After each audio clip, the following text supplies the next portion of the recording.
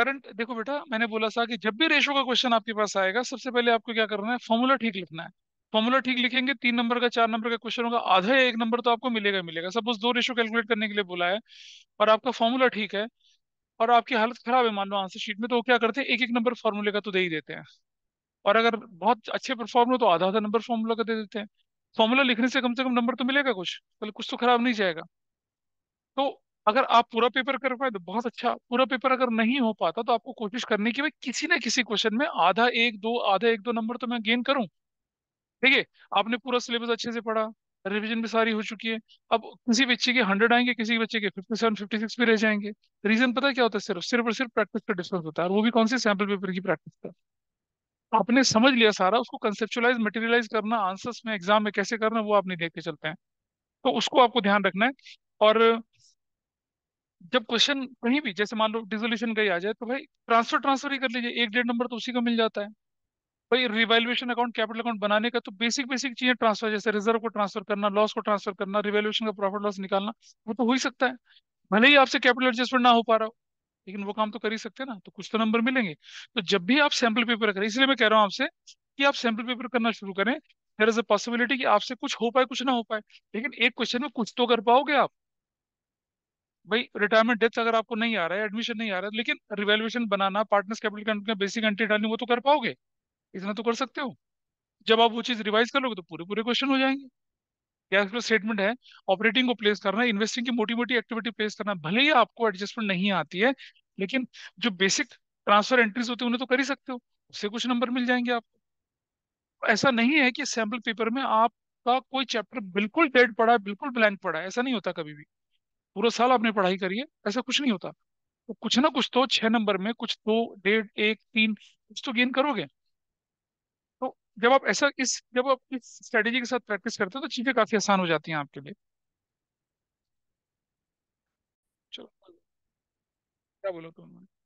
आ जाइए, डॉक्यूमेंट उठा लीजिए।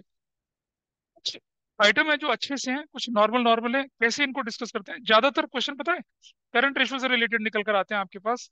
ये जो 1 नंबर का क्वेश्चन आता है कि state the reason whether on happening of this transaction your current ratio will increase और डिक्रीज। हर रेशो में एक चीज का ध्यान रखेंगे, जैसे करंट रेशो आइडियल रेशो 2:1 होती है। ठीक है, और फिर कई बार क्या होता है कि करंट रेशो आपको 1:1 भी दे रखी थी, कई बार आपको करंट रेशो 0.8:1 भी दे रखी होती है। तो इन तीनों में जब हम लेके चलेंगे तो हमारे इफेक्ट अलग अलग हो जाते हैं। जनरली बुक्स में, सैम्पल पेपर में आपको नॉर्मल क्वेश्चंस दिखते हैं, तो मैंने कोशिश करी थी कि इस तरह के क्वेश्चंस उठा के चलूं जिनमें रेशियो का इफेक्ट ना उल्टा हो जाता है। एक बहुत कॉमन सी चीज होती है किसी रेशियो से रिलेटेड, जैसे करंट रेशियो से रिलेटेड बहुत सी कॉमन सी चीज है, वो मैं बताता हूँ क्या है। जैसे आपने देखा कि करंट रेशियो का जो फॉर्मूला होता है वो क्या होता है, करंट एसेट्स अपॉन में क्या होता है, करंट लायबिलिटीज होता है। This is fine with everybody. मान लिया जाए ये रेशियो आपको कितनी दे रखी है, 2/1, यानी कि 2:1 दे रखी है, 2:1 दे रखी है। For example it is given to you. तो मैं इसको मान लेता हूँ कि ये 2 लाख होगा, तो ये नीचे वाला क्या होगा, जैसे 1 लाख होगा। ठीक है, अब अगर मैं क्रेडिटर की पेमेंट कर देता हूँ 50,000 रुपए की, तो क्या होने वाला है बताइए मुझे। इफ आई पे क्रेडिटर 50,000 रुपीज, अब मुझे बताइए क्रेडिटर की जो पेमेंट होती है वो कैसे होती है, करंट एसेट से तो होती है।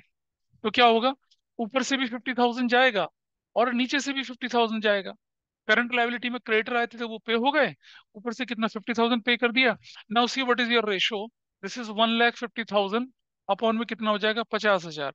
And what is your ratio, 3:1। बताइए रेशो बढ़ी है घड़ी, बढ़ गई।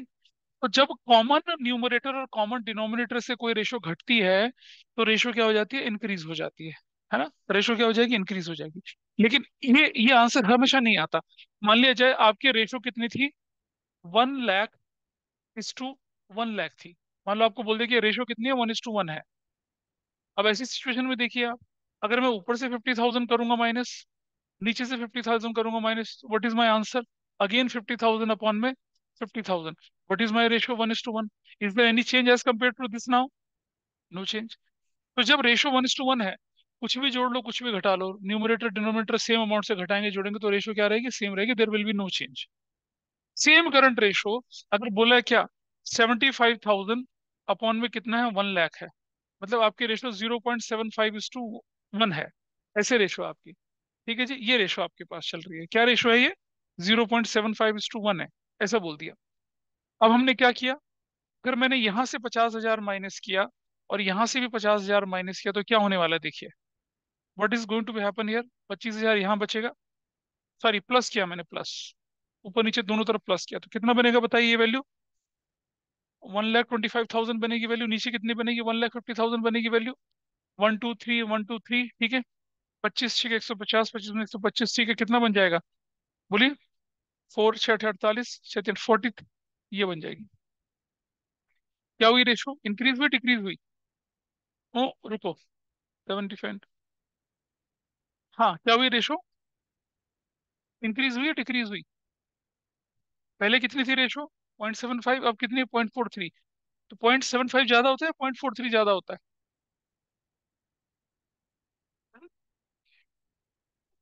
हाँ, 8 3 होगा ना? गलत बोल रहा हूँ इसको। 6, हाँ, 48, 48, 0.83/1। अब रेशो क्या हो रही है? डिक्रीज नहीं, इंक्रीज हो रही है। पॉजिटिव सेंस में ये 0.75 ज्यादा है, 0.83 ज्यादा? 0.83 ज्यादा, तो रेशियो इंप्रूव हो गई। तो जब कॉमन अमाउंट, देख रहे हैं आप? अच्छा, अब मैं इसको थोड़ा सा बदलता हूँ जरा यहाँ पर, हल्का सा बदल रहा हूँ। एक चीज देखिए जरा। अब मैं क्या कर रहा हूँ यहाँ पर कि माइनस कर रहा हूँ कितना? 50,000, और माइनस कर रहा हूँ 50,000, कॉमन अमाउंट से माइनस कर रहा हूँ। This is going to be 25,000। This is going to be कितना? 50,000। 1 2 3 4, 1 2 3, पॉइंट हट गया, कितना आ गया? 0.5/1 में कितना आ गया? 1। अब बताइए रेशो बढ़ी है घटी? घटी। तो देखिए, अगर कॉमन न्यूमरेटर डिनोमिनेटर माइनस किया था तो रेशो बढ़ी थी। अगर रेशो 1:1 थी तो कोई चेंज नहीं था। लेकिन अगर रेशो 0.1 से कम थी तो इफेक्ट उल्टा हो गया। तो जब भी करंट रेशो का क्वेश्चन आपके सामने आएगा, क्विक रेशो का क्वेश्चन आपके सामने आएगा, तो आपको एक चीज का ध्यान रखना है कि कहीं रेशो 0 से कम तो नहीं है। अगर 0 से कम है तो जो उसका ओरिजिनल इफेक्ट होता है उसका इफेक्ट उल्टा हो जाएगा। उसका इफेक्ट क्या हो जाएगा? उल्टा। और प्रूव करके देखें जरा। अगर मान लो मैं कॉमन अमाउंट से जोड़ूं जोड़ूं तो कितना बनेगा ऊपर?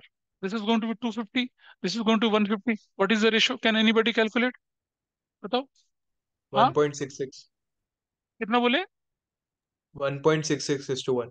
अपॉन में 1, ठीक है।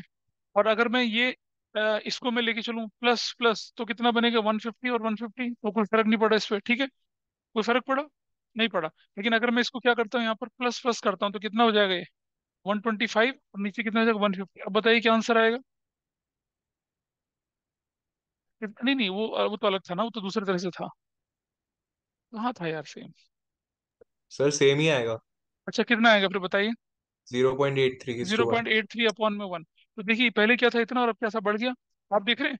अगर कॉमन डिनोमिनेटर को प्लस प्लस किया तो रेशो घटती थी। लेकिन जब रेशो 1 से नीचे की होगी तो इफेक्ट उल्टा हो जाएगा। इसको आप बहुत ध्यान से लेके चलेंगे। अच्छा, करंट रेशो में क्या होता है कि देर आर सर्टेन आइटम्स जो ओरिजिनली लगते तो हैं कि वो नॉन करंट हैं, लेकिन जब वो करंट की कैटेगरी में आ जाते हैं तो हमें लगता है क्या गड़बड़ हो गई। जैसे मैं एक आइटम दिखा रहा हूँ आपको। डिवेंचर वाला पार्ट आता है जैसे। भाई डिवेंचर्स रिडीम हो गए डिवेंचर रिडीम। तो डिवेंचर रिडीम होंगे तो क्या होगा? मेरी नॉन करंट लायबिलिटी कम होगी। और डिवेंचर रिडीम हो गए कैश में तो मेरा कैश कम हो जाएगा। लोग इस तरह से सोचते हैं, लेकिन आपको ऐसा नहीं सोचना। डिवेंचर जो रिडीम होते हैं वो तो ऑलरेडी करंट लायबिलिटी का पार्ट बने हुए होते हैं। नहीं होते क्या? होता है ना, current maturities of long term date, किसका पार्ट होता है? अदर करंट लायबिलिटी का पार्ट होता है। तो अगर डिवेंचर रिडीम होंगे तो न्यूमरेटर भी घटेगा और डिनोमिनेटर भी घटेगा। अगर न्यूमरेटर डिनोमिनेटर दोनों माइनस हुआ तो रेशो क्या हो जाएगी? इंप्रूव हो जाएगी। अगर वो 2:2, अगर वो 1.5 से ऊपर वाली रेशो होगी तो। क्या बोली?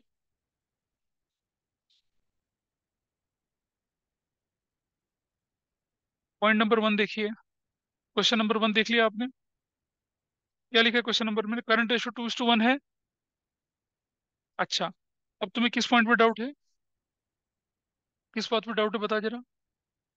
सबसे ऊपर तो लिखा है ना कि अगर रेशो 2:1 है तो इफेक्ट क्या पड़ेगा? पेमेंट ऑफ करंट लायबिलिटी होने से क्या होता है बताइए?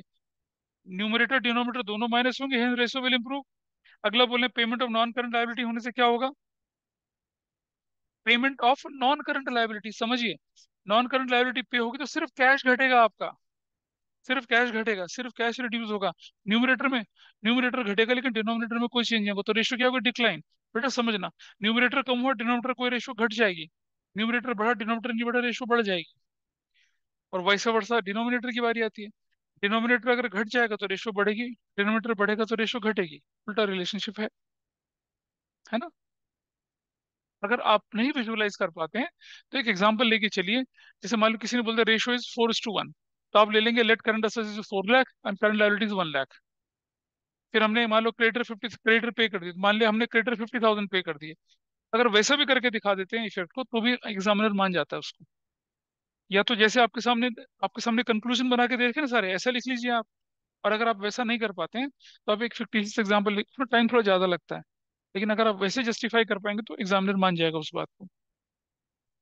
Payment of a non current purchase of stock in trade for cash, तो क्या हुआ बताइए। स्टॉक इन ट्रेड खरीदा मैंने, तो क्या हुआ, न्यूमरेटर बढ़ा और कैश घटा, न्यूमरेटर बढ़ा घटा दोनों हुआ, तो there is no change in numerator and already there is no change in denominator, तो क्या हो गया, there is no change in ratio. लेकिन अगर यही चीज अगर मैं किस में बोलूं, क्विक एसेट्स में बोलूं, क्विक रेशियो में बोलूं, तो क्या रिजल्ट आएगा बताइए। Purchase of stock in trade in cash, quick ratio में क्या इफेक्ट आएगा इसका। परचेज क्विक ऑफ, एसेट्स कम हो जाएगी। बेटा purchase of, inventory come purchase हो ऑफ, जाएगी। अरे सुन तो ले बेटा, purchase of asset, purchase of stock in cash, तो कैश तो कम हो गया, न्यूमरेटर कम हो गया, लेकिन स्टॉक थोड़ी जोड़ा उसमें, तो न्यूमरेटर कम और डिनोमिनेटर में कोई फर्क ही नहीं पड़ा, तो रेशियो क्या हो जाएगी, डिक्लाइन हो जाएगी। क्विक एसेट्स में इसका इफेक्ट अलग पड़ जाएगा। यहाँ क्या है, यहाँ तो कोई नो चेंज है, क्योंकि जब हम क्विक एसेट्स लेके चलते हैं तो स्टॉक तो इंक्लूड ही नहीं करते, एडवांसेस को इंक्लूड ही नहीं करते हैं। तो जब उसे इंक्लूड ही नहीं कर रहे तो उसका इफेक्ट दिखेगा नहीं। किसका इफेक्ट दिखेगा, सिर्फ कैश का दिखेगा, कैश तो इंक्लूड होता है उसके अंदर, ऐसा चलेगा इफेक्ट। अच्छा, purchase of fix assets on a, अच्छा सुनो, purchase of fix assets on a credit of 2 month, आप बताइए यहाँ पर क्या होगा। आपने फिक्स एसेट्स खरीद ली 2 महीने के क्रेडिट पे, नहीं बेटा समझ, न्यूमरेटर पे कोई फर्क नहीं पड़ेगा लेकिन डिनोमिनेटर में तो पड़ेगा ना। 2 महीने का क्रेडिट मतलब करंट लायबिलिटी है। आप फिक्स एसेट्स खरीदते ना, आपने एक आपने मान लो एक कर दिया, गाड़ी खरीद ली, सपोज एक व्हीकल खरीद लिया। आपने बोला कि भाई ऐसा कर, अब 40 लाख की गाड़ी थी, आपने 30 लाख दे दिया उसको, और बोला भाई बाकी के, मतलब मैं 10 लाख रुपया हूँ मैं तो 2 महीने में दे दूंगा। तो 2 महीने के लिए तो जो लाइबिलिटी वो करंट लाइबिलिटी हुई ना। ऐसे करने से क्या होने वाला है, फिक्स एसेट्स बढ़ गई, फिक्स एसेट्स बढ़ गई, अंडरस्टूड, ठीक है, लेकिन आपकी करंट रेशो में तो आती नहीं है वो, और करंट लाइबिलिटी आपकी बढ़ गई, तो क्या होगा, रेशियो डिक्लाइन हो जाएगी। क्या बहुत भारी लग रही है चीजें ये, बोलो डॉक्टर कौशिक। अच्छा, आगे चलते हैं। आ, अच्छा अब देखिए जरा, purchase of fix assets on long term deferred payment basis पर, इसका क्या मतलब हुआ। अब की बार आपने क्या करते हैं, फिक्स एसेट्स के अगेंस्ट लॉन्ग टर्म लोन ले लिया। जब आप लॉन्ग टर्म लोन ले लेंगे तो क्या होगा बताइए, ना करंट एसेट्स ना करंट लायबिलिटी में जाएगा, और फिक्स एसेट्स भी करंट एसेट्स करंट लायबिलिटी में कहीं नहीं जाएगा, तो रेशियो क्या हो जाएगी। हम्म, अच्छा ठीक है। अच्छा एक और चीज देखते हैं जरा, नंबर 10 देखिए, फिक्स एसेट्स 4,000 की थी, आपने 6,000 में बेच दी, फिक्स एसेट्स बेच दी, प्लांट मशीनरी लैंड बिल्डिंग बेच दी। जब प्लांट मशीन लैंड बिकेगी तो वो जो बिकती है उससे एसेट्स में तो कोई फर्क पड़ नहीं रहा, लेकिन उसको बेचने से जो पैसा आया उससे फर्क पड़ेगा ना। क्या फर्क पड़ेगा बताइए। स्टॉक कैश मतलब इंक्रीज हो आपकी जाएगा। करंट एसेट्स बढ़ जाएगी but there is no effect on liabilities, तो रेशियो क्या हो जाएगी, इंप्रूव हो जाएगी, है ना। अच्छा सुनिए, अब मैं एक चीज बोल रहा हूँ आपसे कि यही पॉइंट नंबर 10 है। क्या बोला हमने, सेल ऑफ फिक्स एसेट्स जिसकी बुक वैल्यू 4,000 थी, इसे आपने 6,000 रुपए के प्रॉफिट पर बेच दिया, इसका डेट इक्विटी में क्या फर्क पड़ेगा। कौन सी रेशो बोल रहे हैं हम आपके सामने, debt equity ratio. Debt equity ratio आपके सामने है, जो कि क्या होती है, डेट अपॉन में इक्विटी के बराबर होती है। अरे बेटा उसको छोड़ो, हाँ, 4,000 की बुक वैल्यू थी, 6,000 के प्रॉफिट पे बेची तो 10,000 तो बढ़ेगा। नहीं नहीं, लगने का मतलब बचपन में बताया था, ठीक है, डेट अपॉन में इक्विटी ऐसा करके चला जाएगा, ठीक है, ठीक है, डेट इक्विटी। मैं सिर्फ इतना बोल रहा हूँ कि 4,000 रुपए वैल्यू की बुक वैल्यू की एसेट्स को 6,000 रुपए के प्रॉफिट में बेच दिया, डेट और इक्विटी में क्या फर्क पड़ना है, कोई नहीं फर्क पड़ेगा, है ना। नहीं, पड़ेगा फर्क। कैसे पड़ेगा पता है, प्रॉफिट से आपकी इक्विटी बढ़ जाएगी। स्टेटमेंट ऑफ प्रॉफिट लॉस, जब हम इक्विटी की कैलकुलेशन करते हैं तो क्या जोड़ते हैं भाई, equity share, preference shares, reserves और सरप्लस भी जोड़ते हैं, जो ऑपरेटिंग नॉन ऑपरेटिंग दोनों वाला होता है। उससे क्या होने वाला है आपका? डेट इक्विटी रेशो बोली ना मैंने, और कौन सी रेशो बोल रहा हूँ? डिक्लाइन हो जाएगा। अच्छा चल ठीक है। अच्छा छूट जाओ। नहीं तो हम जो केस लेके चल रहे हैं ना यहाँ पर, वो लेके चल रहे हैं 1:1 से ऊपर वाला। जनरली 1:1, जनरली वो लेके चल रहे हैं। वो तो अगर अगर ये बराबर होगा तो फिर कोई इफेक्ट ही नहीं पड़ने वाला। बराबर होगा तो भी तो इफेक्ट पड़ना है वैसे। देख अच्छा समझ। रुको रुको रुको रुको। डेट 2 लाख का है, इक्विटी 1 लाख रुपए का, चलो मैंने ये बोल दिया, और है ना, ऐसा कर लिया, 2:1 बोल दिया हमने इसको। तो हमने क्या कर दिया, 4,000 रुपए की कॉस्ट का या बुक वैल्यू का हमने एसेट्स को कितने में बेचा? 6,000 की प्रॉफिट में बेचा। तो 10,000 तो नहीं, लेकिन जो प्रॉफिट है वो तो काम आएगा ना। तो मैं प्रॉफिट कितना जोड़ूंगा यहाँ पर? I add 6,000 here. Can I add anything on the debt? नहीं, तो रेशियो क्या हो जाएगी? डिक्लाइन होगी ना, डिक्लाइन होगी। अच्छा अगर ये है, तो भी रेशियो क्या होगी बताइए? तो भी डिक्लाइन होगी। ठीक है। अगर ये अगर ये 80,000 अपॉन में 1 होगा तो क्या होगा बताइए? तो भी डिक्लाइन होगी। वो रूल तब लगता है जब न्यूमरेटर डिनोमिनेटर सेम अमाउंट से क्या हो रहा हो, एडजस्ट हो रहे हो। इंडिविजुअल में थोड़ी लगेगा। बोलो, समझ रहे हो ना? नहीं बेटा, रिवर्स तब होगा जब न्यूमरेटर डिनोमिनेटर दोनों के साथ साथ साथ चलें। तब होगा वो केस, तभी चलेगा जब दोनों न्यूमरेटर डिनोमिनेटर सेम अमाउंट से प्लस माइनस होते, तब वो इफेक्ट आता है। यहाँ तो कुछ भी कर लो आप, यहाँ तो इफेक्ट एक ही आने वाला है। इसका ध्यान रखेंगे। ठीक है, तो इससे कोई फर्क नहीं पड़ रहा कि रेशो 2:1 थी 1। जब एक आइटम में फर्क पड़ रहा है तो उससे क्या होगा फिर? वो रेशो जिस डायरेक्शन में जा रही है उसी डायरेक्शन में जाएगी। तो सेम आइटम आपसे करंट रेशो में भी पूछ सकता है। अच्छा सुनो, अगर यही रेशो पूछता हो कि क्विक रेशो में इसका क्या फर्क पड़ता है, तो क्या बोलते हैं? Fix assess, book value 4,000, sold at A profit of 6,000, तो क्विक रेशो में क्या फर्क पड़ता है? समझिए, करंट लायबिलिटी में तो कोई फर्क ही नहीं है इसका। करंट असेस कितने से बढ़ जाती? 10,000 से। 4,000 का कॉस्ट और 6,000 की मतलब सेल्स प्राइस 10,000 से बढ़ जाती, तो तो रेशियो इंप्रूव, इंक्रीज हो जाती है ना रेशियो। इंक्रीज हो जाती है रेशियो, इंक्रीज। क्विक असेट्स में कैश तो जुड़ता ही है पांडे जी। पांडे जी कैश कितना बड़ा, 6 + 4 10,000 का ना। 4,000 का। अच्छा अच्छा, पार्टी का हैंगओवर, अच्छा ग्रेजुएशन सेरेमनी का हैंगओवर है, चलो कोई बात नहीं, ठीक है। आजकल तो हर चीज का हैंगओवर हो जाता है भाई, है ना। नहीं नहीं, स्कूल के बाहर जाते हैं ना, स्कूल तो बेकार चीज होती है, स्कूल में तो खैर there are lots of boundaries limits, but of course outside school there is no boundary, there is no limit ना। अब जैसे एक बार कोरोना के टाइम पे हमारे स्कूल वालों ने फेयरवेल नहीं करा, बच्चों ने बाहर एक ऑडिटोरियम बुक कराया, वहां कर दिया फेयरवेल, है ना। वहां पता है क्या हुआ? सुनिए, वहां दूध दही की नदियां बही थी, फिर आप समझ सकते हैं। हाँ। तुमने, अच्छा अच्छा, मैं थोड़ा रिकॉर्डिंग बंद करता हूँ फिर बताता हूँ आपको। कोई बात नहीं। आइए देखें जरा। अ, अब आप देखिए, एक आइटम आया, B R endorse to creditors. Current ratio में क्या फर्क पड़ने वाला है इसका? बिल्स रिसीवेबल था, एंडोर्स कर दिया क्रेडिटर को, क्या होने वाला है? क्रेडिटर कम हो जाएंगे, है ना, और बीआर भी कम हो जाएंगे। तो क्रेडिटर डेबिट और बीआर क्रेडिट।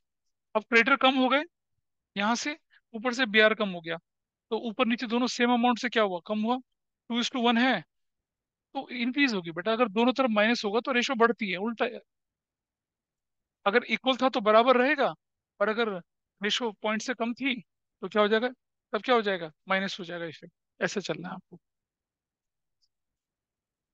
तो कोई फर्क नहीं पड़ने वाला, क्योंकि नहीं बेटा समझ, 2:1 था, ऊपर भी माइनस नीचे भी माइनस सेम अमाउंट से, तो रेशो क्या हो जाएगी? प्लस हो जाएगी, बढ़ जाएगी। रेशो 2:1 है, ऊपर प्लस नीचे प्लस, तो रेशो घट जाएगी। 1:1 में कोई फर्क नहीं पड़ने वाला।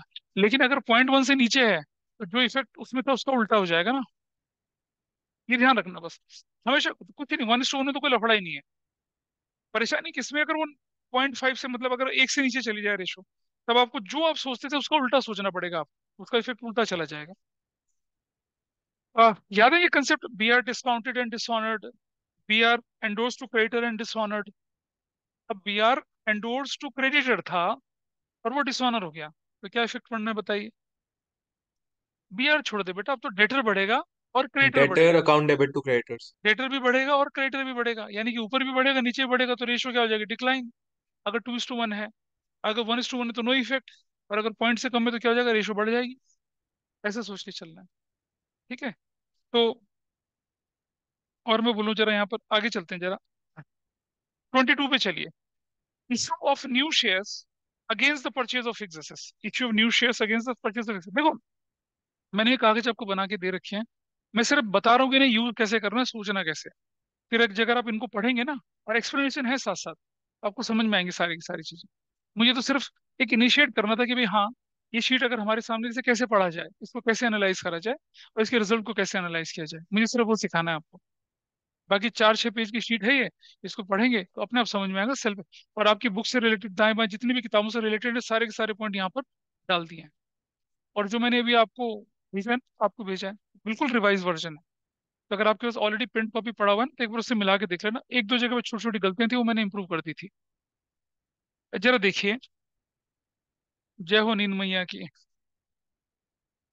तो यार 5:30 तक भी नींद आती है? कैसे पॉसिबल है? कई बार मैं भी 3 बजे 4 बजे तक काम करता हूँ, उसके बाद फिर धंधे पानी पे चला जाता हूँ, अब तो नींद नहीं आती है। बहुत बढ़िया। अब तुम एडवेंचर्स टूर पे चलोगे तो ऐसी होगा। न्यू शेयर्स अगेंस्ट, अरे सुनो, चलो पहले लिखा है क्या? न्यू शेयर इशू कर दिए कैश में, क्या फर्क पड़ेगा भाई करंट रेशो पे? न्यू शेयर इशू किया कैश पे, 21 लेके चल रहा हूँ, पेज नंबर 2 पे 21 पॉइंट है। क्या लिखा है? Issue of new shares for cash. आपने क्या कर दिया? नए शेयर इशू कर दिए कैश में। इससे क्या होने वाला है बताइए? सबसे पहले देखिए, एसेट्स में क्या फर्क पड़ना है, फिर लायबिलिटी। लायबिलिटी तो किनारे कर लीजिए क्योंकि करंट लायबिलिटी आएगा ही नहीं। एसेट्स में क्या फर्क पड़ा? कैश घट बेटा, बढ़ा नहीं घट गया। शेयर इशू करोगे तो पैसा निकलेगा जेब से, है ना? सर आएगा। चुप चुप चुप हो जाता। हाँ, तो कॉन्फिडेंट रहता ना अपनी बात पे। अरे भाई, जो भगवान ने बनाया मैं थोड़ी बनाऊंगा उससे यार। इसने तो तुम ऑलरेडी बना के भेजा है। कोई बात नहीं, कोई बात नहीं। So nice of you. I proud of you my dear, proud of you. ठीक है। चलो, अगर आपके पास 3 किताबें हैं और आपने सिर्फ एक किताब कर रखी है, तो I am really proud of you. ठीक है। तो चलिए देखिए। हाँ, issue of shares for cash. Share issue होंगे तो क्या बढ़ेगा? कैश बढ़ेगा। और शेयर बढ़ेंगे, लायबिलिटी बढ़ेगी, लेकिन लायबिलिटी करंट है तो उसको टच ही नहीं करना। तो न्यूमरेटर बढ़ गया तो रेशियो क्या हो जाएगी? इंप्रूव हो जाएगी। रेशियो क्या हो जाएगी? इंप्रूव हो जाएगी। अगला पॉइंट चलें जरा। New shares were issued against the purchase of fix assets. आपने लैंड मशीनरी बिल्डिंग खरीद ली, उसके बदले में शेयर इशू कर दिया। ना न्यूमरेटर में कोई चेंज, ना डिनोमिनेटर में कोई चेंज। बेटा, करंट असेट्स, ये फिक्स एसेट्स बोल रहा है, नॉन करंट बोल रहा है। प्लांट मशीनरी बिल्डिंग है। अच्छा, मैं मान सकता हूँ पांडे जी क्या करती हैं, एक घर खरीदती हैं, 2 दिन रहती है, फिर से फेंक देती हैं। फिर दूसरा घर खरीदती हैं, उस विला में रहती हैं, फिर से फेंक देती हैं। है ना? एक बार क्या हुआ, ये मेरे ख्याल से मकाऊ चली गई, मकाऊ। है ना, सुना है किसी ने मकाऊ? तो वहां पर एक आइलैंड इसने खरीद लिया, और इसे वो आइलैंड बड़ा पसंद आया, उसने खरीद लिया आइलैंड। और जब पता चला कि उस आइलैंड में बहुत सारे सांप बिच्छू रहते हैं, तो इसने वेटर को टिप में दे दिया वो आइलैंड आइलैंड। तो पांडे जी के लिए तो आई कैन अंडरस्टैंड, असेट्स और लायबिलिटीज की कोई सीमा नहीं होती है, कोई फर्क नहीं पड़ता, है ना? ठीक है। एक बच्चा कह रहा है, काश मैं वो वेटर होता। जय श्री राम। अरे कोई बात नहीं बेटा, चलता है सब। नेक्स्ट चलें जरा। अच्छा, मुझे बहुत अच्छा लगा सुनकर कि तुमने प्रैक्टिकल बहुत शानदार तरीके से दिया अपना, टिप टॉप बन के गए थे तुम बिल्कुल। ठीक है। नेक्स्ट। एक बार ना क्लास के बाद मुझसे थोड़ी देर बात करना मेरे साथ। मुझे बहुत दिन तुमसे मैंने कुछ बात नहीं करी, I just want to talk to something, है ना? तुम लोगों को नहीं बोल रहा ना। Issue of bonus share. भाई, बोनस शेयर का क्या मतलब है भाई? कि आपने रिजर्व यूटिलाइज करे और शेयर इशू कर दिए। ना न्यूमरेटर में कोई फर्क, ना डिनोमिनेटर में कोई फर्क, तो नो चेंज। लेकिन अगर यही डेट इक्विटी रेशो बोल दूं तो क्या होने वाला बताइए? इशू ऑफ बोनस शेयर का डेट इक्विटी रेशियो में क्या फर्क पड़ेगा, बताइए मुझे। कौन से वाला? डिक्लाइन होगी। रुक जा, बोनस शेयर का मतलब होता है कि आपने अपने रिजर्व को यूज किया और शेयर इशू कर दिया। तो ना न्यूमरेटर में कोई फर्क, ना डिनोमिनेटर में कोई फर्क। ठीक न्यूमरेटर में फर्क आएगा ना, सो इन है दैट बेटा। केस। नहीं नहीं, 1 मिनट होल्ड करो, ऑनलाइन वालों सुनो जरा। इशू ऑफ बोनस शेयर का चेंज नहीं करंट, होगा। इशू ऑफ बोनस शेयर का करंट रेशियो में कोई फर्क नहीं पड़ना। इशू ऑफ बोनस शेयर का क्विक रेशियो में कोई फर्क नहीं पड़ना। इशू ऑफ बोनस शेयर का डेट इक्विटी में क्या फर्क पड़ रहा है, ये बताइए मुझे। सो डेट, डेट में चेंज आ जाएगा ना। तो हाँ आपकी हाँ। इक्विटी बढ़ जाएगी, डेट इक्विटी बढ़ में जाएगा चेंज ही ना। नहीं होगा। रिजर्व्स और इक्विटी साथ में ही तो आएगा जब इक्विटी मतलब शेयर कैपिटल और रिजर्व्स ले रहे हैं, उसमें एक का दूसरे में डालिए तो बात तो एक ही रहेगी ना इक्विटी में। इशू ऑफ शेयर्स है ना, बोनस शेयर है। हाँ, यहाँ भी बोल रहे हैं, ऑफलाइन में दोनों लोग ठीक बोल रहे हैं, पहली बार दोनों लोग, दोनों की वेवलेंथ मिल रही है। देखो, इक्विटी शेयर्स से आपके शेयर का शेयर होल्डर फंड बढ़ा और रिजर्व से शेयर होल्डर फंड घटा, तो जो प्लस माइनस वो सिर्फ शेयर होल्डर फंड में हुआ। यानी there is no change in equity, और डेट में तो वैसे भी कोई फर्क नहीं पड़ रहा। ठीक है, तो नो चेंज होगा। डेट इक्विटी में देर इज नो इफेक्ट। आइए जरा देखते हैं नंबर 24 और नंबर 25, जरा ध्यान से देखना बेटा। 24 की दो कंडीशंस मैंने बताई हैं, ये बुक्स में नहीं दे रखा, लेकिन आपको ध्यान रखना, और कौन सा वाला लेके चलेंगे वो मैं बता रहा हूँ। Redemption of debentures for cash है, आपने डिबेंचर का रिडम्पशन करना है कैश में। तो पहली बात लोगों के दिमाग में आती है कि डिबेंचर तो नॉन करंट लायबिलिटी है। बिल्कुल नहीं। जो डिबेंचर ड्यू फॉर रिडम्पशन है वो तो करंट लायबिलिटी बने हुए, अदर करंट लायबिलिटी बने हुए, नहीं बने हुए, current maturities of long dated बने हुए हैं। जिन डिबेंचर्स को मुझे अगले साल रिडीम करना होता है उन्हें इस साल में करंट लायबिलिटी बना के रखता हूँ, क्योंकि अगर इस साल नॉन करंट लायबिलिटी बना के हूं, तो अगले साल रिडीम कैसे करूंगा? याद है, हमने लमसम में हमने हमने बताया था ड्रॉप लॉट्स में डिबेंचर का रिडम्पशन, कि भाई एक साल आपने 10,000 डिबेंचर रिडीम करे, अगले साल आपने 15 करे, अगले साल आपने 20 करे, अगले साल आपने 10 करे। याद है हमने इंटरेस्ट डिबेंचर का क्वेश्चन किया था। तो जिन डिबेंचर को आप अगले साल रिडीम करने वाले हैं 10,000 के, वो इस साल करंट, जैसे मान लो आपके पास 50,000 डिबेंचर थे, ठीक है, और हर साल आप 10-10 हजार डिबेंचर रिडीम कर रहे हैं, तो जरा समझिएगा बात को कि क्यों हम इस कंक्लूजन पे जाए। आपने 1 अप्रैल 2020 को 50,000 डिबेंचर इशू करे, 10% डिबेंचर, ठीक है जी। 31 मार्च 2022 को आपने 10,000 डिबेंचर रिडीम करने हैं। 2023 को फिर 10,000 डिबेंचर रिडीम करने हैं। 2024 को फिर 10,000 डिबेंचर रिडीम करने हैं। 2025 को फिर से 10,000 डिबेंचर रिडीम करने हैं। फिर 2026 को फिर से 10,000 डिबेंचर रिडीम करने हैं। अब मेरा कहना क्या है कि 31 मार्च 2021 को क्या सिचुएशन रहेगी आपकी? 40,000 डिबेंचर कहलाएंगे नॉन करंट लायबिलिटी, 10,000 डिबेंचर कहलाएंगे करंट लायबिलिटी। समझ पा रहे हैं? 31 मार्च 2022 को 30,000 डिबेंचर क्या कहलाएंगे? Non current liability. 10,000 क्या कहलाएंगे? Current liability. अगले साल 2010, अगले साल 10-10, ऐसा करके चलेगा आपका। इस पॉइंट को समझ कर चलिए कि जब डिबेंचर का रिडम्पशन हो रहा है तो वो डिबेंचर नॉन करंट का पार्ट नहीं है, वो करंट लायबिलिटी का पार्ट है, जिन्हें हम current maturities of long term date बोलते हैं, या फिर अदर करंट लायबिलिटी के अंदर पड़े रहते हैं। तो वो पार्ट का हम डिस्कशन लेके चल रहे हैं, इसलिए ये लोग बहुत गलत करते हैं इस क्वेश्चन को। आइए पढ़ते हैं। If redemption of debenture is planned,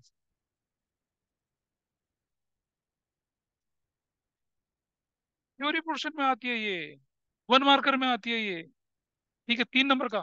ऐसा हो सकता है ये कि you can find this out as a 1 marker question, या एक 3 नंबर के क्वेश्चन में 6 ऐसे पॉइंट दे देंगे आपको। नहीं नहीं बेटा, ट्रू फॉल्स नहीं बनाना होता। आपको आपको बोल दिया, आपको बोलता है कि आपको बोलता है कि following transaction current ratio which is 2:1 will improve, या विल डिक्लाइन, या will have no change. 1 2 3 4 5 6, 6 point है। ठीक है, ठीक है। ये रेशो निकालने के बाद तो ठीक है, कुछ थोड़ा सा एक्सेप्शनल केस में हो जाएगा, लेकिन थोड़ा पॉपुलर क्वेश्चन यही बनता है। हाँ सुनो, एक और चीज, अगर 6 क्वेश्चन आ जाते हैं, 6, तो आधे आधे नंबर के तो रीजन तो अवॉइड करिए। सुन तो ले बेटा, अगर आपके पास क्वेश्चन आ जाता है 3 वाला, 3 नंबर का, तो फिर रीजन भी दीजिए, लेकिन वैसे लिखा रहता है बाय गिविंग रीजन। क्वेश्चन में लिखा रहता है by giving reason, you can always give the reason. हाँ बेटा बोलो। और रीजन ये रहा, रीजन आपके सामने है ना? अच्छा, अब जरा इसको समझना, क्रिटिकल पॉइंट है। If redemption of debenture is planned, planned मतलब पहले से डिसाइड है, जैसे ये वाला है ना, कि भाई हम इतना इतने साल करेंगे, इतना इतने साल रिडीम करेंगे, वैसा वाला। Debenture to be redeemed must be a part of other current liabilities as a current maturities of long term debt, अगर प्लान्ड है तो क्या हो जाएगा, total current assets as well as total current liability will decrease. हाँ या ना बोलो। अगर डिबेंचर किसका पार्ट है, प्लान्ड था, डिबेंचर रिडीम है तो करंट लायबिलिटी भी कम होगी, और क्योंकि कैश चला गया तो करंट एसेट्स भी कम होगी, रेशो क्या हो जाएगी, इंप्रूव हो जाएगी। Got it? नहीं, डिबेंचर करंट लायबिलिटी का पार्ट, कैश तो करंट एसेट्स का पार्ट, डिबेंचर रिडीम होगा तो करंट लायबिलिटी कम और ऊपर से कैश कम, ऊपर भी माइनस नीचे भी माइनस, रेशियो विल इंप्रूव। 2:1 की कंडीशन में, 1:1 की कंडीशन में नो चेंज, 1.5 0.5 से पॉइंट मतलब 1 से नीचे वाली में डिक्लाइन। यहाँ तो हमने 2:1 ले रखा तो इंप्रूव हो गई। दूसरा part, if redemption of debenture is unplanned, कि हमारे डिबेंचर थे 50,000 के और हमारे मन में कुछ नहीं था, बोला 5 साल बाद रिडीम करेंगे, लेकिन इस फाइनेंशियल हम डिसाइड करा चलो 20,000 के रिडीम कर देते हैं, और कर दिए। अब हमें उनको करंट लायबिलिटी में डालने का मौका तो मिला ही नहीं। अब क्या हुआ, अब डिबेंचर जो हमारे कौन से वाले थे, जो नॉन करंट लायबिलिटी, वही कम हुए ना। एज ए रिजल्ट क्या हुआ, करंट लायबिलिटी में नो चेंज बट न्यूमरेटर में इज चेंज, तो रेशियो क्या हो जाएगी, डिक्लाइन हो जाएगी। तो कभी ऐसा कुछ आ जाए तो आप नोट लिख देना यहाँ पर, it has been assumed that redemption of debenture is planned. और जब redemption of debenture is planned तो फिर करंट लायबिलिटी करंट एसेट्स की तरह ट्रीट करके चलना उसको। और अनप्लान्ड है मतलब आपने तो डिसाइड ही नहीं करा था, अचानक आपके मन में आ गया कि चलो भाई कुछ डिबेंचर को क्या करते हैं हम लोग, रिडीम कर लेते हैं। तो रिडीम करेंगे तो क्या होगा, न- हाँ अलमारी में है, नहीं आएगा ना लिखा हुआ, तभी तो बोल रहा हूँ मैं। Conversion of debenture into equity shares, conversion of debenture into equity shares if not plan, सबसे नीचे। अरे पानी जमीन में दिखेगा ना, क्या बोले। हाँ हाँ मैं भरता हूँ उसको, हर रोज बदल जाता है वो। दूसरा भी निकाल लीजिए, if debenture is converted into equity shares, तो क्या हुआ बताइए। और वो क्या था, नॉट प्लान था, नॉट प्लान था तो क्या होगा, इक्विटी बदलेगी और डिबेंचर भी बदलेंगे। इक्विटी क्या होती है, शेयर होल्डर फंड का part, debenture non current liability का पार्ट, करंट रेशो में कोई रोल ही नहीं है इसका। लेकिन अगर डेट इक्विटी रेशो होती तो क्या करते, डिक्लाइन। डेट इक्विटी रेशो होती है तो क्या करते हैं, नहीं नहीं ऐसे सोचो जरा, डेट कम हो गए और इक्विटी बढ़ गई, So no डेट हो change. गए कम और इक्विटी, क्या बोली, कौन बोला नो चेंज। अच्छा नहीं नहीं, नो नो नो, गलती से बोल रही हूँ। आई थॉट सो, बट नहीं, नहीं। नो चेंज तो हमारा करंट रेशो में बोला ना, मैं तो डेट इक्विटी करंट रेशो बोल रेशियो रहा हूँ, होगा, नो नो मैं तो नॉट। डेट इक्विटी बोल रहा हूँ। सुनो, डेट इक्विटी रेशो का मतलब समझिए, डेट न्यूमरेटर में, इक्विटी डिनोमिनेटर में। और हमने क्या कर दिया, हमने कर दिया conversion of debenture, non plan थे वो, तो डेट हो गए कम, हो गया ना, डेट कम हो गए आपके, तो न्यूमरेटर कम हो गया, और इक्विटी भी, तो इक्विटी बढ़ गई ना आपकी। जब डिवेंचर कन्वर्ट होंगे इक्विटी में तो इक्विटी तो बढ़ जाएगी।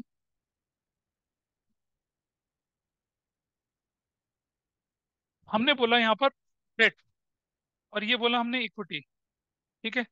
और ये कितने के थे, 5 लाख के थे यहाँ पर, और ये कितने के थे, इक्विटी 2 लाख रुपए की इक्विटी थी। हमने 1 लाख के डिवेंचर को कन्वर्ट कर दिया 1 लाख के इक्विटी शेयर्स में, तो यहाँ से 1 लाख कम हो गया और यहाँ 1 लाख बढ़ गया, तो बताइए कितना, ये 4 लाख हो गया और ये कितना है, 3 लाख हो गया। तो बताइए रेशो में क्या फर्क पड़ने वाला है, डिक्लाइन। डिक्लाइन होगी ना रेशो। जैसे बेस बढ़ेगा नीचे डिनोमिनेटर बढ़ेगा, न्यूमरेटर कम होगा, तो रेशो डिक्लाइन होगी ना, डिक्लाइन होगी रेशो। ऐसा इफेक्ट पड़ेगा इसका, डेट इक्विटी में ये इफेक्ट है। डेट इक्विटी वाले फैक्टर दे रखे हैं आगे आपके पास। और चलिए आगे थोड़ा सा। अच्छा अगर ये क्या होता, प्लान्ड होता तो क्या होता बताइए, conversion of debenture into equity shares अगर प्लान्ड है तो समझना, डेट पे तो कोई फर्क पड़, तो डेट मतलब डेट तो खत्म हो गया, डेट का कोई रोल ही नहीं है। लेकिन करंट लायबिलिटी जो थे ना वो क्या हो जाती, कम, और इक्विटी शेयर बढ़ जाएगा। करंट रेशो में इक्विटी का कोई रोल ही नहीं है, करंट लायबिलिटी का रोल है। न्यूमरेटर में नो चेंज डिनोमिनेटर क्या हो गया, कम हो गया, तो रेशियो क्या हो जाएगी, इंप्रूव हो जाएगी। Ratio, you can see the answer, ratio improve होगी। लेकिन इसी इफेक्ट को अगर मैं डेट इक्विटी में बोलूँ तो क्या पड़ेगा, इक्विटी में नो चेंज, क्योंकि करंट लायबिलिटी था ना डेट डिवेंचर, तो इक्विटी में नो चेंज, और डेट में, या इक्विटी में चेंज, हाँ इक्विटी में चेंज हो जाएगा, इक्विटी बढ़ जाएगी और डेट में नो चेंज, तो रेशियो फिर भी डिक्लाइन होगी। ऐसा करके चल रहे हैं। अच्छा, अब ये देखिए, डिक्लेरेशन ऑफ फाइनल डिविडेंड, ये एग्जामिनर के लिए बड़ा पॉपुलर सा क्वेश्चन होता है, declaration of final dividend. assume that not approved in AGM, assume that not approved in AGM, इसका मतलब क्या हुआ, अरे भाई अगर डिविडेंड डिक्लेयर हुए और एजीएम में अप्रूव ही नहीं हुए, वो तो कंटीजेंट लायबिलिटी का पार्ट है। बताइए, करंट रेशियो के पर्सपेक्टिव में नहीं आया, डेट इक्विटी में नहीं समझ में आया। करंट रेशियो में कौन सा आइटम होता है न्यूमरेटर में, और डिनोमिनेटर में क्या होता है, करंट लायबिलिटी। अब जब हम डिबेंचर को कन्वर्ट कर रहे हैं इक्विटी शेयर में, पहले देखिए इक्विटी बढ़ा आपका, यानी कि आपके शेयर्स बढ़े, शेयर बढ़ना तो न्यूमरेटर में आया ना, डिनोमिनेटर में हटा दीजिए, ठीक है। और डिबेंचर क्योंकि प्लान थे रिडम्पशन, तो वो किसका पार्ट थे, करंट लायबिलिटी का, वो कम हो गया। हाँ, नॉन प्लान होता तो नॉन करंट ही रहता, तो आपके क्या हो गए, आपके डेट हो गए कम, नहीं डेट में कोई फर्क नहीं पड़ा, सॉरी हम तो करंट रेशियो पढ़ रहे हैं ना हम तो, करंट एसेट्स में कोई फर्क नहीं पड़ा, करंट लायबिलिटी कम हो गई, तो रेशियो इंप्रूव हो गई ना, बस। डिक्लेरेशन ऑफ फाइनल डिविडेंड है भाई, डिक्लेरेशन क्या है, फाइनल डिविडेंड है, तो क्या फर्क पड़ने वाला है, ना तो न्यूमरेटर में कोई इफेक्ट है ना डिनोमिनेटर में कोई इफेक्ट है इस चीज का। क्यों, क्योंकि ये तो कंटीजेंट लायबिलिटी है, ये तो बैलेंस शीट के अंदर आया ही नहीं ना, इन्हें तो लायबिलिटी की तरह ट्रीट ही नहीं करा ना, ना एसेट्स की तरह ट्रीट करा है। अच्छा, declaration of final dividend, assume that it is approved in AGM, जब हमने डिविडेंड फाइनल डिक्लेयर कर तब हमारे लिए करंट लायबिलिटी बन जाते हैं, तो डिविडेंड डिक्लेयर करते हमारी करंट लायबिलिटी बढ़ जाएगी, ठीक है। करंट एसेट्स में तो कोई चेंज ही नहीं है, न्यूमरेटर में नो चेंज, डिनोमिनेटर में चेंज, तो रेशियो क्या हो जाएगी, डिक्लाइन हो जाएगी। ये देखिए आपका इफेक्ट है यहाँ पर। अच्छा, payment of final dividend, writing of bad debt against the provision, ये बताइए क्या होने वाला है। बैड बड़ा यूनिक सा है, पढ़ा था ना पार्टनरशिप में, बैड डेट को प्रोविजन के अगेंस्ट राइट ऑफ करते हैं। एंट्री बोलो क्या होनी चाहिए थी, provision for bad debt to bad debt, provision for bad debt या provision for doubtful debt to bad debt. अच्छा, बैड डेट ना न्यूमरेटर में आता ना डिनोमिनेटर में आता, हटा दीजिए। बोलो, बैड डेट जो होता है वो तो लॉस है ना हमारे लिए, लॉस तो करंट असेट्स करंट लायबिलिटी में दिखता ही नहीं है, यानी उसका तो कोई रोल ही नहीं है। अब ये जो प्रोविजन था, ये तो करंट लायबिलिटी का पार्ट होता है ना, प्रोविजन किसका पार्ट है, करंट लायबिलिटी। प्रोविजन से मैंने बैड डेट राइट ऑफ कर दिया तो प्रोविजन घट गया, तो करंट लायबिलिटी घट गई, न्यूमरेटर में नो चेंज, तो रेशियो क्या हो जाएगी, इंप्रूव हो जाएगी। यू कैन सी, पर लिख रखा है, total current assets and total current liability will reduce, hence ratio will improve. अब उतना डिटेल में नहीं बताया जितना डिटेल में मुंह से बोल रहा हूँ।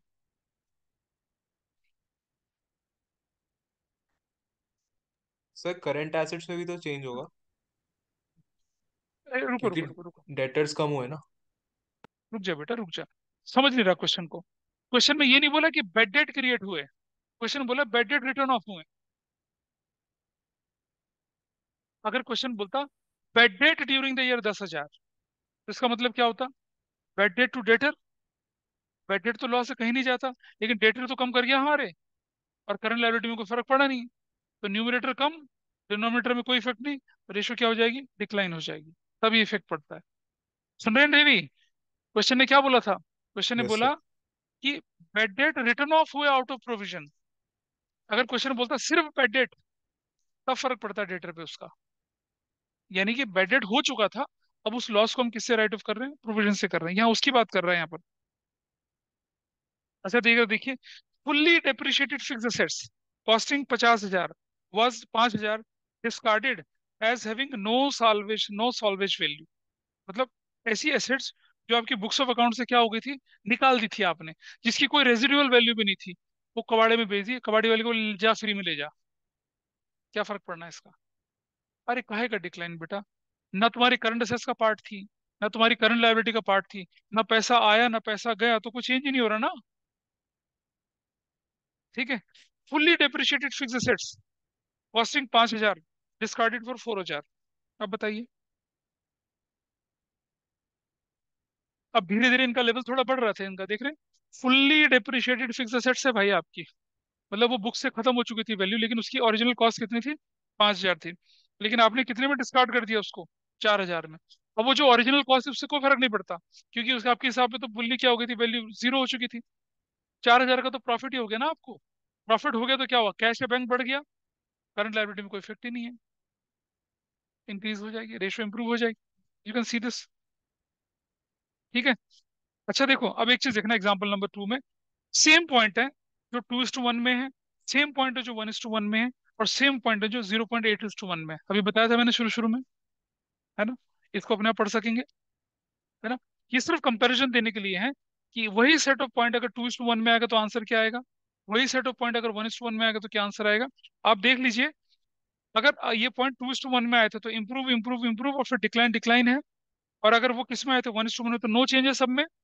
और अगर नीचे वाले में आए तो जो जहां डिक्लाइन था वहां इंप्रूव, और जहां इंप्रूव था वहां डिक्लाइन। इफेक्ट क्या हो गया, उल्टा आ गया, ताकि आप इसे विजुअलाइज कर पाए। ठीक है, तो इस पॉइंट को मैं डिस्कस नहीं कर रहा हूँ, you can go through with this. अब क्विक रेशियो का कुछ पॉइंट आए। क्विक रेशियो में भी देखो कहानी वही है। हमने 2:1 ली क्विक रेशियो, हमने 1:1 ली क्विक रेशियो, और हमने क्विक रेशियो 0.8:1 ली। सेम लॉजिक लगना है।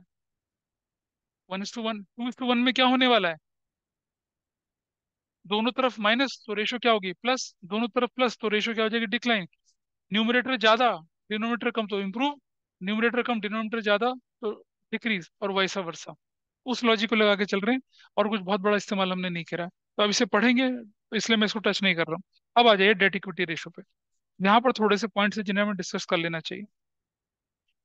जो पॉपुलर रेशियोज होती हैं वो करंट क्विक होती हैं, डेट इक्विटी होती हैं, total assets to debt ratio हो जाती हैं, और कभी कभी operating ratio, operating profit ratio उस पर भी, और प्रोपराइटरी रेशियो पे भी निकल आता है।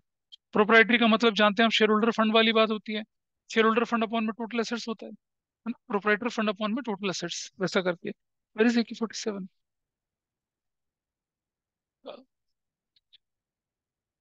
चलो बहुत अच्छा है। वो तो जिंदल वालों का होता है ना। हमने ट्राई कर रहे हैं।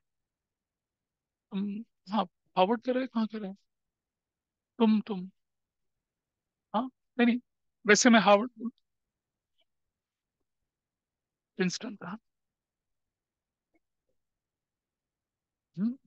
NYU,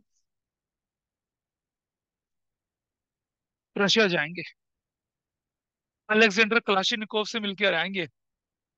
वो बेचारा चला गया, जानते हैं? वो जो 4756 इसने डेवलप करके, उसका नाम था अलेक्जेंडर क्लाशिनिकोव। उसके नाम पे AK बनी है, AK-47। 47 का मतलब जानते हैं? एक्चुअली ईयर 47 में वो डेवलप हुई थी, वो जो राइफल थी, लेकिन बहुत शानदार। फिर उसको उसने 56 में रिवाइज करा। हाँ, 56 बड़ा अच्छा इम्प्रोवाइड वर्जन है, लेकिन क्या होता है कि 56 की टेक्नोलॉजी थोड़ी सी मुश्किल है। सुनो सुनो, 56 की जो टेक्नोलॉजी है ना, वो थोड़ी सी कॉम्प्लेक्स है, इसलिए उसको कॉपी वॉपी करना मुश्किल पड़ जाता है। तो इसलिए 47 कॉपी होती है बढ़िया से। ठीक है, कभी पाकिस्तान चले जाएं आप लोग, मंडी में होते हैं, आप टेस्ट फायर करके देख सकते हैं। हाँ बिल्कुल। तो, हाँ, आपको देते हो 10 15 20 50 राउंड फायर करने के लिए, देते हैं, करके देखिए। यार दिमाग खराब है, पागल है। वो बकायदा पकड़ा के, अब तुम कैसे नौसी को पकड़ा के फिर बंदूक नली ऊपर करके बोलते हैं भाई साहब आप करो फायर, पता चला सारे फायर तुम पे झोंक दिए। कैसे है? अच्छा एक बात बता मुझे, तुम दुकानदार हो, तुम्हें नहीं पता चलेगा सामने वाला नौसिखिया या ट्रेंड है, जब तुम डील कर रहे हो लोगों को? भाई सुनो, अंडरस्टैंड, वेपन पकड़ने के तरीके से पता चल जाता है आदमी नौसिखिया है, ट्रेंड है। ये तुम छोड़ दो, जो जिस बिजनेस में रहता है उसकी बारीकी जानता है। हाँ, क्या बोले बेटा? देखो, अब देखो, अब मैंने एक वियर टॉपिक क्लास में लिया तो सबके ज्ञान तंतु खुल गए, एवरीबडी सो अलर्ट। चलो चलो, let's come to the point. अरे मुझे तो मेरे दो प्यारे नौनिहालों की याद आ गई, बस यही बोला था मैंने। चलो, तुम बुलेट प्रूफ जैकेट पहन के तो नहीं आते ना?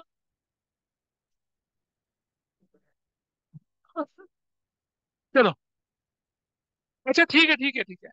बेटा, ये सगाई की अंगूठी बाद में डिस्कस कर लेना please. 2:1, purchase of fix assets, same point है। तुमने 2 महीने के क्रेडिट पे खरीद लिया, बताओ डेट और इक्विटी में क्या फर्क पड़ा? अंडा। कोई फर्क नहीं पड़ा, कोई फर्क नहीं पड़ा। 2 महीने की उधारी पे खरीदा तो क्या हो गया? Current liability.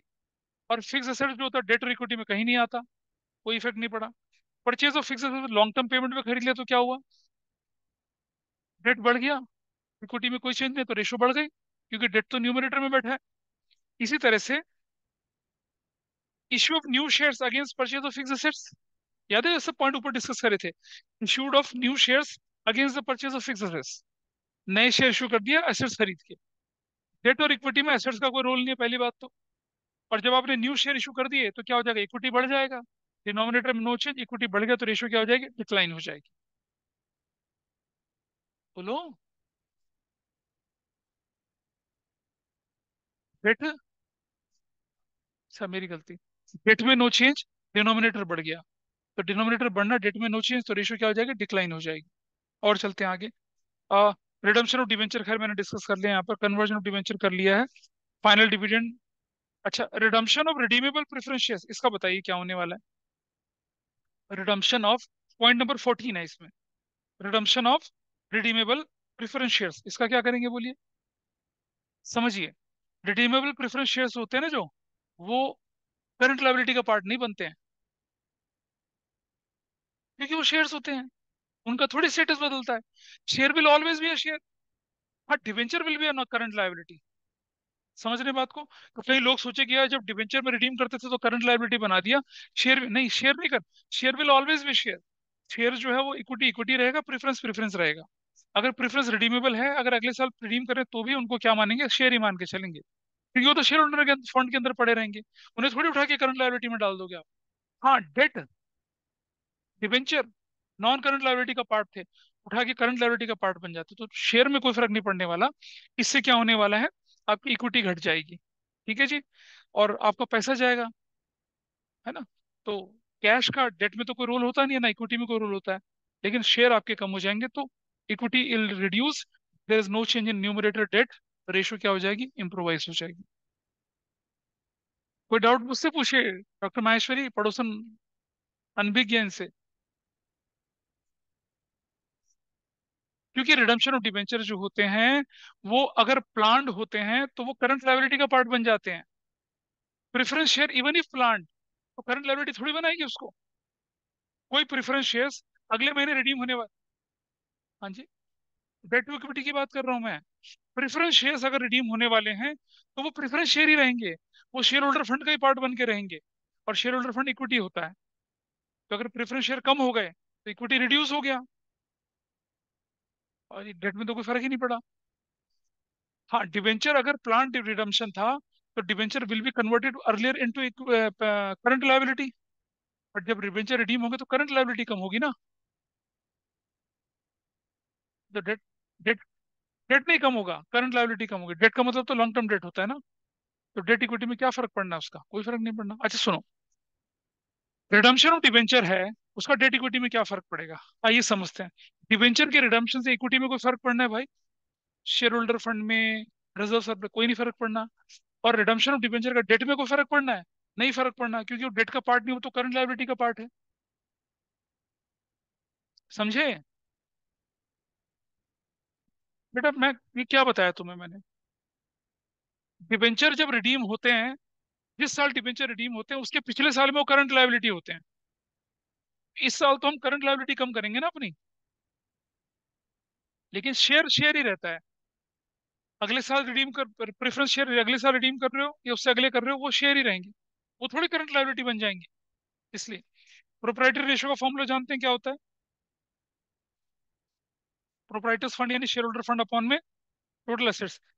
Redeemable 5% preference shares 5 lakh, क्या करेंगे बताइए? रिडीम्ड 5% रिडीमेबल प्रेफरेंस शेयर्स, अब क्या हुआ बताइए? So, अच्छा देखो आंसर में क्या लिखा है,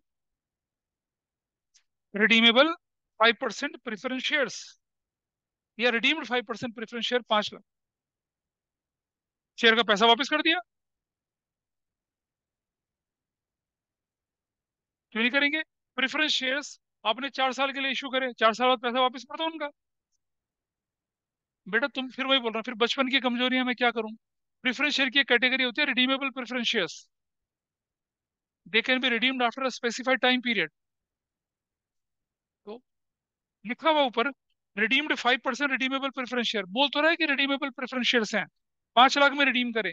तो देखिए इक्विटी क्या हो जाएगी, कम हो जाएगी, कम।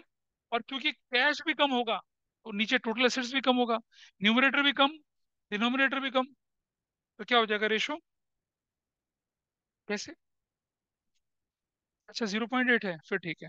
हाँ, फिर तो उल्टा इफेक्ट है, अगर 1:1 होता नो चेंज, ऊपर होता तो दिस इज फाइन। आ जाइए, ये एक जो दिख रखा है ना इतना बड़ा सा एग्जांपल, जिसको स्टार करके एग्जांपल के साथ दिखा रखा है मैंने, बहुत बड़ा सा, ये जो है ना एक बहुत ही क्लासिक एग्जांपल है, जिसमें किताबों में ने सिर्फ एक लाइन बना के दे रखा है, बुक में एक लाइन, और कई बार किताबों में है भी नहीं ये वाला पॉइंट। और ये बहुत इंपॉर्टेंट पॉइंट है, इससे लिखा है ना, आपके पास कौन सी रेशो दे रखी है, ग्रॉस प्रॉफिट रेशो दे रखी है 20%। तो अगर मुझे बताइए, अगर क्वेश्चन में कुछ नहीं मेंशन हो, तो ग्रॉस प्रॉफिट रेशो किस पे कैलकुलेट होती है? अरे भाया नेट सेल्स पे होती है। ग्रॉस प्रॉफिट रेशो कॉस्ट पे थोड़ी कैलकुलेट होती है, किस पे कैलकुलेट होती है? हाँ नेट। यूएफओ मत बोला करो यार तुम, लोग लिखते आरएफओ क्या होता है भाई? Please don't write RFO, right revenue from operations, पूरा पूरा लिखो। नहीं देगा एग्जाम, कोई एग्जामिनर खड़क दिमाग का होगा, नहीं देगा नंबर। देखिए आप लोगों के साथ तो कोई परेशानी नहीं, मैं बता रहा हूँ, those who are from Delhi schools उनके लिए परेशानी है। I am not degrading anybody who is teaching in government schools, लेकिन गवर्नमेंट स्कूल्स के बच्चों का रिजल्ट बहुत शानदार नहीं रहता है। और आंसर शीट चेक करने में सबसे ज्यादा जो कंट्रीब्यूशन होता है गवर्नमेंट स्कूल के टीचर्स का होता है। अब आपके स्कूल की, जो दिल्ली के स्कूल के बच्चे, उनकी कॉपियां चलेगी किसी गवर्नमेंट स्कूल के सेंटर में, और वहाँ गवर्नमेंट स्कूल के टीचर्स जो होते हैं और बाहर प्राइवेट के भी आते हैं, वो चेक कर रहे होते हैं। अब एक परेशानी होती है क्या, उनके बच्चों का रिजल्ट बहुत अच्छा नहीं आता, और यहाँ दिख रहे होते हैं मोतियों जैसे अक्षर, शानदार प्रेजेंटेशन, और बहुत बढ़िया तैयारी के साथ आते हैं। कहीं ना कहीं कुछ कॉम्प्लेक्स फील होता है, फिर मन करता है कि चलो यार थोड़ा नंबर तो पार्टी दें इनके। हाँ हाँ, I have been there in in Delhi वाले सेंटर में, जब मैं दिल्ली के स्कूल में था, दिल्ली में चेकिंग करने के लिए जाता था। पता है क्या होता था, देखो, government school teachers highly paid, government school teacher highly qualified, लेकिन जब कभी कॉपी आती थी ना, कोई कोई आंसर शीट अच्छे वाले थे, अरे जरूर से पब्लिक स्कूल की टीचर होगी शर्मा जी। मुझे लगता था यार तुम अपने ऊपर नहीं हंस रहे हो, बताओ तुम्हारे बच्चे क्यों नहीं इतने अच्छे, क्योंकि नहीं पढ़ाना चाहते हैं, बस that is the problem. Anyway, हम उन प्रॉब्लम को ना देखें, यहाँ आ जाइए। परचेज ऑफ गुड्स 20,000 की खरीद ली, बताइए क्या होने वाला है? ग्रॉस प्रॉफिट रेशो में कहाँ इफेक्ट पड़ेगा? पता है ग्रॉस प्रॉफिट का रेशो पता कैसा है? जैसे ब्रह्मपुत्र नदी ऐसे ऐसे ऐसे ऐसे जाती है वो, जाने कैसे? ग्रॉस प्रॉफिट की कैलकुलेशन में आपको लेना पड़ेगा नेट सेल्स, और लेना पड़ेगा क्या, cost of goods sold. Cost of goods sold में आपको लेना पड़ेगा स्टॉक, और लेना पड़ेगा परचेज। अब बताइए, अगर मैं गुड्स परचेज करता हूँ 20,000 रुपए की, कैश में खरीदता हूँ, पहली बात कैश जो है वो ग्रॉस प्रॉफिट में और नेट सेल्स में कहीं नहीं आता, इसलिए हटा दीजिए। लेकिन जब मैं परचेज करूंगा गुड्स का, तो क्या हो जाएगा, मेरा स्टॉक तो बढ़ेगा। बोली हाँ या ना? मेरा स्टॉक बढ़ेगा, तो क्या होने वाला है, एक तो मेरा क्लोजिंग, और कौन सा स्टॉक बढ़ेगा, ओपनिंग नहीं क्लोजिंग बढ़ेगा। समझिए, इस साल की परचेज जो है वो नहीं बिकी, तो मेरे क्लोजिंग स्टॉक का पार्ट बनेगी ना, और दूसरा मेरी परचेज बढ़ेगी। तो कॉस्ट ऑफ गुड्स सोल्ड का फॉर्मूला देखिए कैसे इसको एनालाइज करते हैं। कॉस्ट ऑफ गुड्स सोल्ड का फॉर्मूला देखिए, कॉस्ट ऑफ गुड्स सोल्ड का फॉर्मूला क्या है, opening stock plus net purchases plus direct expenses minus closing stock. ठीक है, ऐसे करके मान लिया ये 5 लाख है, ठीक है, ये 10 लाख है, ठीक है, ये मान लो 8 लाख है, टोटल कितना हो गया बताइए, 23 लाख, और ये मान लो 3 लाख है। What is your answer? Your answer is 2 lakh. अब मुझे बताइए, मैंने क्या कर दिया, मैंने 1 लाख की परचेज कर दी, एज ए रिजल्ट क्या होगा ये, एज ए रिजल्ट क्या होगा ये 11 लाख बन जाएगा। ठीक है, और मान के चलो कि वो बिका ही नहीं, एज ए रिजल्ट क्या हो जाएगा मेरा, 1 लाख ये बढ़ जाएगा। बताइए जरा क्या है, 5, 16 और 24, है ना? कितना देखिए यहाँ पर, ये 5 लाख है ना ये, दिस इज 11 लाख, 16 लाख, 16 और 8 कितना हो गया, 24 लाख। और ये 3 से बढ़कर 4 लाख हो गया, 4 लाख। तो क्या इफेक्ट आया रेशो में, कॉस्ट ऑफ गुड्स सोल्ड में क्या इफेक्ट आया? पांडे जी, पहले थी cost of goods sold 20 lakh की, पहले कॉस्ट ऑफ गुड्स सोल्ड कितने की थी, 20 लाख की थी। ठीक है, पहले cost of goods sold 20 lakh की थी, हमने परचेज कर ली, एज ए रिजल्ट, और ये मान के चलें कि परचेज जो था वो बिका नहीं है, यहाँ 1 लाख और यहाँ 1 लाख घट गया, तो ratio cost of goods sold में नो चेंज, जीपी में नो चेंज, है ना, जीपी में नो चेंज, और सेल्स में तो वैसे चेंज नहीं हुआ। तो सी योर आंसर। तो मैं बोल रहा हूँ ना आपको, ग्रॉस प्रॉफिट वाले को आपको ऐसे पकड़ना पड़ता है कान को घुमा फिरा के। क्या लिख रहे हैं? Both purchase and closing stock will increase, hence cost of goods sold remain unchanged. ना एज अ रिजल्ट क्या होगा, ना न्यूमिनेटर में कोई इफेक्ट, ना डिनोमिनेटर में कोई इफेक्ट, तो आपका आंसर बदलता है। देख पा रहे हैं? ऐसे परचेज रिटर्न कर दें अगर हम लोग तो क्या होने वाला है बताइए। परचेज रिटर्न से क्या होगा, परचेज कम हो जाएगी, और क्या हो जाएगा, ये कम होगा, और क्या होगा बताइए, क्लोजिंग स्टॉक कम होगा। जानते हैं क्यों कम होगा? परचेज किया सामान वापस जाएगा ना, तो परचेज भी कम और वो भी कम, नो इफेक्ट। तो ना न्यूमरेटर में चेंज, ना डिनोमिनेटर में चेंज। तो जो gross profit ratio, operating ratio, operating profit ratio, net profit ratio, इनमें चीजें बहुत घूम के चलती हैं।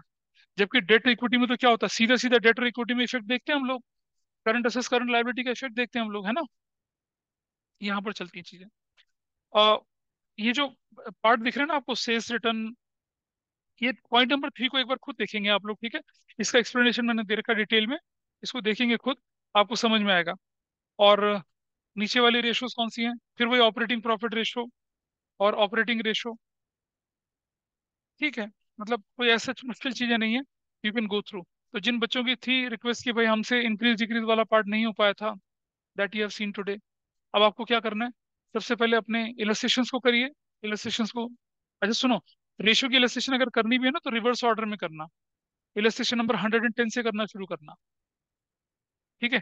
अब मैं बोल रहा हूँ कि आपने देखा होगा ना, कुछ इलस्ट्रेशन मिसलिनियस है, देखा आपने? अगर किसी ने देखा होगा तो just do miscellaneous one only. Miscellaneous में current ratio, quick ratio, GP, ROI सब इंक्लूड हो जाता है। तो आपको वो पूरा लंबा चौड़ा एक से शुरू करने की जरूरत नहीं है।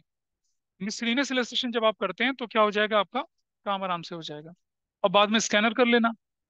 तो in that way you will be ready for your board practicals के लिए, और कुछ लोगों के तो बोर्ड प्रैक्टिकल्स हो ही चुके हैं, ठीक है। Is it fine? तो मैं इसको यहीं पर वाइंड अप कर रहा हूँ क्लास को। कल की क्लास में मैं जो लेके चलूंगा वो रिवीजन लेके चलूंगा गुडविल का और चेंज इन पीएसआर का। मर्जी है महाराज आपकी, अरे महाराज आपकी, ठीक है, दैट्स ऑल।